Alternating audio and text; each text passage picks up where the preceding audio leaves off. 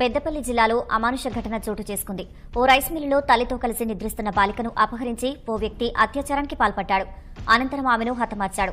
ఉత్తరప్రదేశ్కు చెందిన బలరాం అనే డ్రైవర్ అదే మిల్లులో ఆరుబయట నిద్రిస్తున్న 6 ఏళ్ల బాలికను ఎత్తుకెళ్లి అత్యాచారం చేసి అనంతరం హత్య చేశాడు.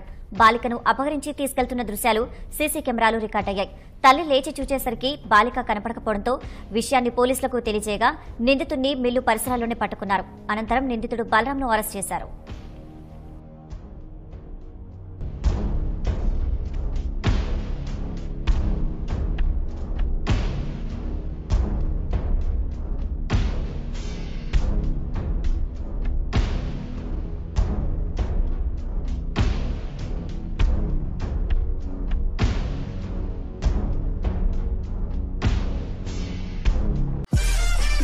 మరిన్ని అప్డేట్ కోసం చూస్తూనే ఉండండి VCM news, voice of common man.